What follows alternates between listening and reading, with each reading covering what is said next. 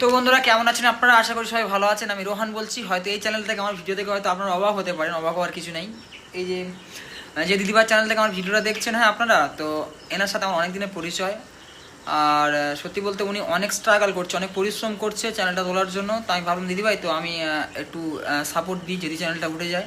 যারা যারা ভিডিওটা দেখছেন একটু চ্যানেলটা সাবস্ক্রাইব করে রাখুন প্লিজ, দয়া করে। আর এদিকে দেখো সোনামা ঘুমাচ্ছে। আমাদের সোনামা এখন সন্ধ্যা সন্ধ্যা হলে ঘুমিয়ে পড়ে।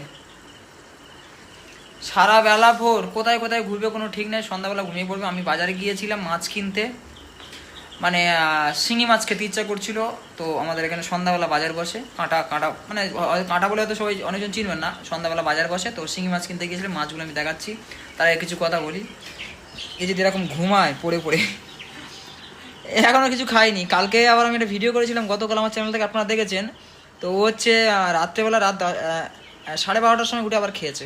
যাই হোক, মানে ওই যদি আমার তুলে অনেক উঠবে না উঠবে না, ওই দেখো আবার ঘুরে ঘুরে শুয়ে পড়ছে। তো এই দিদিভাইটা সত্যি, ওনার সাথে আমার সম্পর্ক ভালো আছে। উনি আমাকে বলেনি যে আমার চ্যানেলটা তুলে দাও, হ্যান ত্যান, এরকম কিছু বলেনি। আমি নিজে থেকে ওনাকে বললাম যে এই ব্যাপার, তুমি অনেকদিন পরিশ্রম করছো, তো মনিটাইজেশন পর্যন্ত প্লিজ বন্ধুরা একটু সাপোর্ট করুন। মনিটাইজেশনটা পর্যন্ত দিদিরা, মনিটাইজেশনটা করা পর্যন্ত দিদিভার চ্যানেলটা একটু সাপোর্ট করুন। আমি আমার কথা একটু শুনুন আপনারা, বা আমার কথা আপনারা সবাই শোনেন আমি জানি। তো দিদিভাই অনেক পরিশ্রম করছে, প্রায় 2-3 বছর ইউটিউব লাইনে আছে, কিন্তু সাকসেস পাচ্ছে না। ওনার হিস্টোরি মানে ভিতরে, ওনার ভিতরের কথাগুলো শুনলে, ওনার সম্পর্কে জানলে আপনারা অনেক কষ্ট, মানে আপনারা নিজেরা ডিমোটিভ হয়ে যাবে। একটা মানুষ এরকমভাবে থাকতে পারে কী করে, শুধু মানে নিজের ক্যারিয়ার করার চেষ্টা করছে, ওনার আশেপাশে ওনার সাপোর্টে কেউ নাই। তো আমার সাথে সম্পর্ক ছিল অনেকদিন আগে থেকে। তো যাই হোক, এত সুন্দর ফুল গজা আগে যদি না খাওয়া হয়ে থাকে অবশ্যই কিন্তু একবার ট্রাই করতে হবে। শুধুমাত্র 1.5 কাপ ময়দা দিয়ে যে এত সুন্দর ফুল গজা তৈরি করা যায়, তাও আবার বেক করে, তেলে ভেজে না, অবশ্যই কিন্তু একবার ট্রাই করবে। আশা করছি ভিডিওটা খুবই ভালো লাগবে। নমস্কার সবাইকে, স্বাগতম তোমাদের প্রিয় চ্যানেল সিক্রেট কুকিং ডায়েরিতে। আমি কাকুলি আজ আবার হাজির হয়ে গেছি তোমাদের জন্য এই রান্নাঘর থেকে সিক্রেট কিছু রেসিপি শেয়ার করার জন্য। আর তার সাথে থাকবে কিন্তু কিছু টিপস, যা কিন্তু তোমাদের রান্নাঘরে রান্নায় আলাদাই মাত্রা এনে দেবে। চলো তাহলে প্রথম থেকে শেষ পর্যন্ত ভিডিওটা দেখতে থাকো। আর যদি ভিডিওটা ভালো লাগে অবশ্যই লাইক, কমেন্ট আর সাবস্ক্রাইব কিন্তু অবশ্যই করবে। তাহলে ভিডিওটা শুরু করছি। আজ যে দারুণ স্বাদের রেসিপিটি তোমাদের সাথে শেয়ার করব, সেটাই কিন্তু খুব সামান্য উপকরণ লাগবে। কি কি লাগছে দেখে নিই। এখানে নিয়েছি 1.5 কাপ ময়দা, এখানে আছে চিনি 1/2 কাপ মতো, এখানে একটু পেস্তা বাদাম কুচিয়ে নিয়েছি, এটা অপশনাল, যদি না থাকে অবশ্যই দেওয়ার দরকার নেই। এখানে নিয়েছি ঘি, আর এখানে নিয়েছি কর্নফ্লাওয়ার। কর্নফ্লাওয়ার না থাকলে অবশ্যই ময়দা দিয়েও হয়ে যাবে। আর এখানে নিয়েছি 2-3টে এলাচ, যেটা একটু ফ্লেভারের জন্য আমি ব্যবহার করব। এখানে একটা বোল নিয়ে নিয়েছি, তার মধ্যে দিয়ে দিচ্ছি এই 1.5 কাপ ময়দা। ময়দার মধ্যে এবার দিয়ে দিচ্ছি 2 চামচ মতো ঘি, 1 চামচ, 2 চামচ, আর একটু সাদা তেল আমি এখানে অ্যাড করব। যদি মনে হয় যে পুরোটাই ঘি দিয়ে করবে তাহলে অবশ্যই ঘি দিয়ে করতে পারবে। দিয়ে দিচ্ছি একটু সাদা তেল।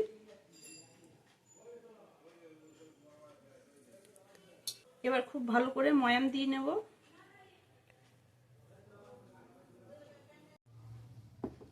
খুব ভালোভাবে কিন্তু ময়ামটা দিয়ে নিয়েছি। দেখো, এইভাবে যদি মুঠো করা যায় ময়দাটা, তাহলে এরকম একটা ডেলা পাকিয়ে যাচ্ছে। আর যদি প্রেস করা যায় তাহলে কিন্তু এইভাবে গুড়িয়ে যাচ্ছে। তার মানে বুঝতে হবে ময়ামটা একদম ঠিকঠাক আছে। এবার আমি জল দিয়ে হালকা হালকা করে মেখে নেব। একবারে জল দেওয়া যাবে না, এইভাবে মেখে একটা সফট ডো তৈরি করে নেব। সফট করে কিন্তু একদম মেখে নিয়েছি ময়দা, দেখে বুঝতেই পারছো কতটা সফট হয়েছে। এবার একটু রেখে দেবো 3 থেকে 4 মিনিট। এই রেসিপিটি বানানোর জন্য একটা হালকা শিরা তৈরি করতে হবে, তাই শিরাটা তৈরি করে নিচ্ছি। এখানে দিয়ে দিচ্ছি 1/2 বাটি মতো বা 1/2 কাপ মতো চিনি, আর দিয়ে দেবো 1/2 বাটি মতো বা 1/2 কাপ মতো জল। একটার দুতারের দরকার নেই, একটু গলে ফুটলেই হয়ে যাবে। আর এর মধ্যে দিয়ে দিচ্ছি এই 3টে এলাচ, একটু ফাটিয়ে নেব। এলাচগুলো কিন্তু একটু ফাটিয়ে দিয়েছি।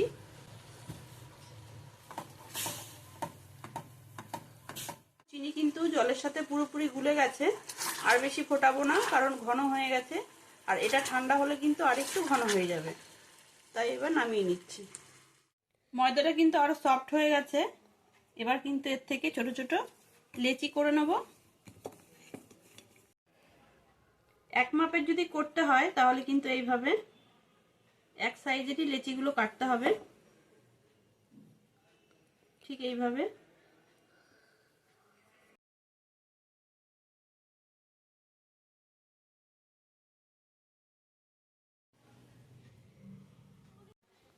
লেচিগুলো কিন্তু খুব সুন্দরভাবে কেটে নিয়েছি। এবার কিন্তু বেলে নেব। একটা লেচি নিয়ে নিয়েছি, এর উপর থেকে দিয়ে দেব কর্নফ্লাওয়ার বা অ্যারারুট। কর্নফ্লাওয়ার বা অ্যারারুট দিয়ে বেললেই কিন্তু ভালো হবে জিনিসটা, তাই সবসময় চেষ্টা করতে হবে যে এখানে অ্যারারুটটাই বা কর্নফ্লাওয়ারটাই ব্যবহার করার। এভাবে কিন্তু বেলে নেব। একটু পাতলা করেই বেলে নেব। পাতলা করে সব লেচিগুলো বেলে নিয়েছি। কতটা পাতলা হয়েছে দেখো, আশা করি দেখে বুঝতে পারবে। একটা লেচি আমি এই বেলে নিয়ে চাটুতে নিয়ে নিয়েছি। এর উপর থেকে কিন্তু খুব ভালো করে কর্নফ্লাওয়ার এইভাবে একটু ভালো করে ছড়িয়ে দিতে হবে। খুব ভালো করে কিন্তু চারপাশে দিতে হবে, নাহলে পরে যখন এটাকে রোল করা হবে হয়তো খুলে যেতে পারে। এই প্রসেসগুলো একটু ভালো করে খেয়াল করতে হবে।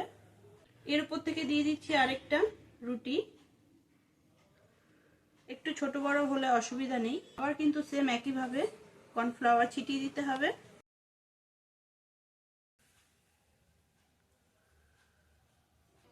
সব রুটিগুলো কিন্তু এইভাবে কর্নফ্লাওয়ার দিয়ে ভালো করে আমি ঢেকে নিয়েছি। যদি এখানে কর্নফ্লাওয়ার একদমই না থাকে তাহলে কিন্তু ময়দাটা দিয়েও এইভাবেই সেম একই প্রসেসেই করা যাবে।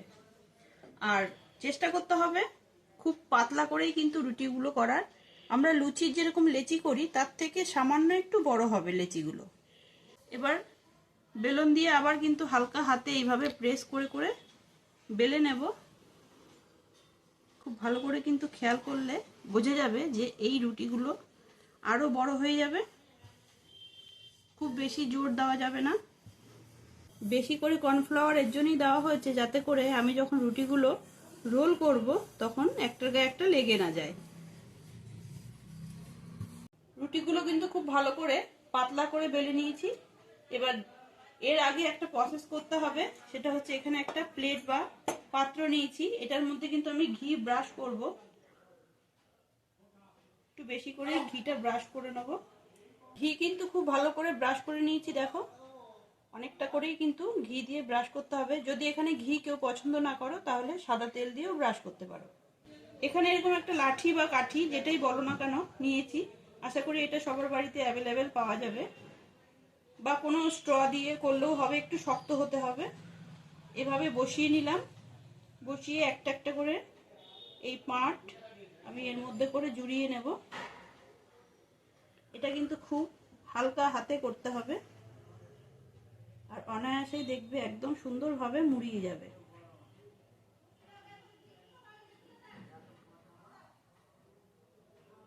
এভাবে কিন্তু ধরে মোড়ালেই পাট পাট করে উঠে আসছে।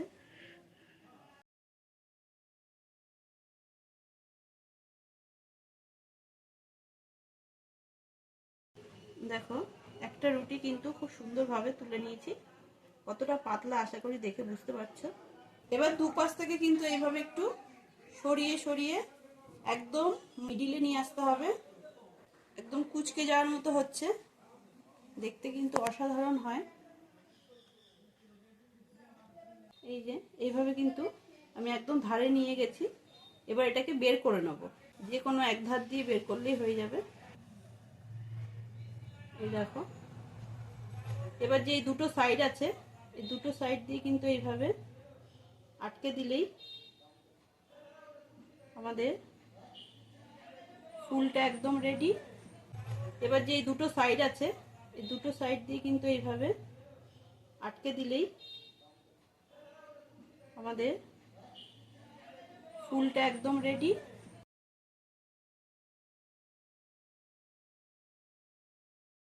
থালাতে আমি বা যে পাত্রে আমি ঘি ব্রাশ করেছিলাম তার মধ্যেই বসিয়ে নিয়েছি। এর ওপর থেকে কিন্তু আবার একটু ঘি ব্রাশ করে দেবো।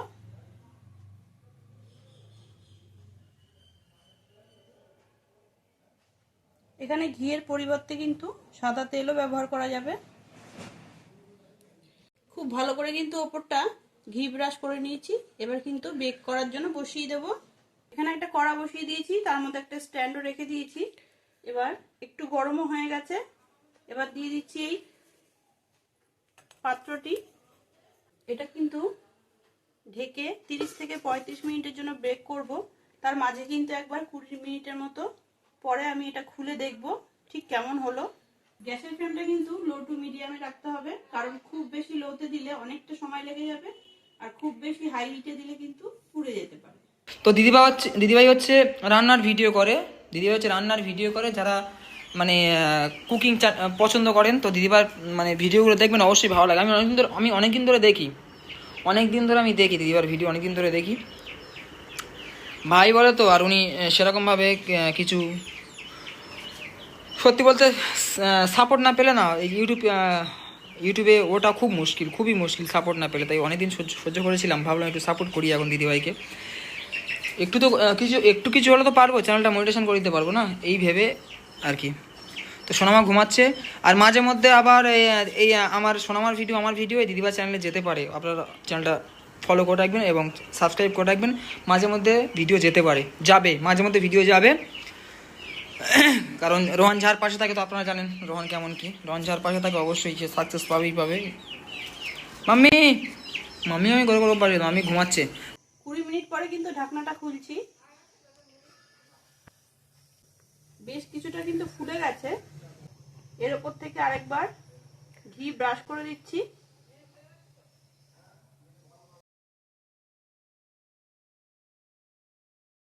খুব ভালোভাবে কিন্তু আবার উপর থেকে একবার ঘি ব্রাশ করে দিলাম। আবার ঢেকে দেবো 10 মিনিটের জন্য। তো যদি দিদিভাইটা থাকতো কাছে, দিদিভাই শিং মাছের রেসিপি আমাকে করে দিত, খেতাম। শিং মাছ দেখো, 2টা শিং মাছ 500 গ্রাম ওজন। এই মা ওঠ না, মা তোমার জন্য কি নিয়ে এসছো তুমি দেখবে, ওঠো না। এটা ঘুমিয়ে আছে, ওঠো না।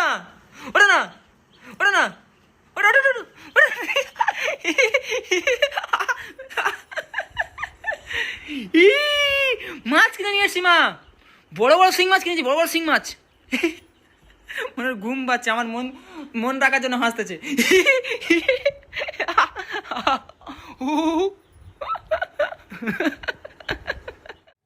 35 মিনিট কিন্তু হয়ে গেছে। এবার ঢাকনাটা খুলছি। কতটা শক্ত হয়েছে আর কিন্তু দরকার নেই, এটা যত ঠান্ডা হবে আরো শক্ত হয়ে যাবে। এবার নামিয়ে নিচ্ছি।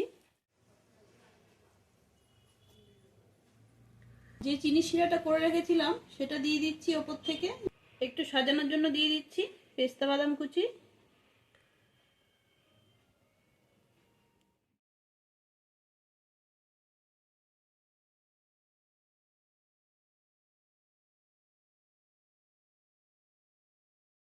কতটা ক্রিস্পি হয়েছে দেখো, আশা করি দেখে বোঝা যাচ্ছে। একদম কিন্তু হাতে গুড়িয়ে যাচ্ছে, খেতেও কিন্তু অসম্ভব ভালো হয় আর হালকা মিষ্টি। যদি কেউ মিষ্টি বেশি পছন্দ করো তাহলে চিনি শিরার পরিমাণটা একটু বাড়িয়ে দিলেই হবে। সামান্য দুটো উপকরণেই কিন্তু এত সুন্দর লোভনীয় একটা ফুল গজা তৈরি হয়ে গেল। আশা করছি আগে যদি কোনোদিন ট্রাই না করা হয়ে থাকে অবশ্যই একবার ট্রাই করবে। যদি ভিডিওটা ভালো লেগে থাকে সিক্রেট কুকিং ডায়েরি চ্যানেলটি অবশ্যই সাবস্ক্রাইব করে পাশে থাকতে হবে। দেখা হচ্ছে এরকমই মজাদার নিত্য নতুন রেসিপির সাথে নেক্সট ভিডিওতে। ততক্ষণ ভালো থাকবে, সুস্থ থাকবে। এখনো গাটা মোচানো হয়নি, দেখো মানে হাসছে আমার মন রাখার জন্য। ও জানে যে আমি হাসলে বাবা খুশি হয়, তো ওই জন্য। তো এই চ্যানেল থেকে মাঝে মধ্যে ভিডিও আসবে, আপনারা চ্যানেলটা সাবস্ক্রাইব করে রাখুন এবং ফলো করে রাখুন। তো ভালো থাকবেন সবাই, সুস্থ থাকবেন, আর দিদিভাইটার পাশে থাকবেন।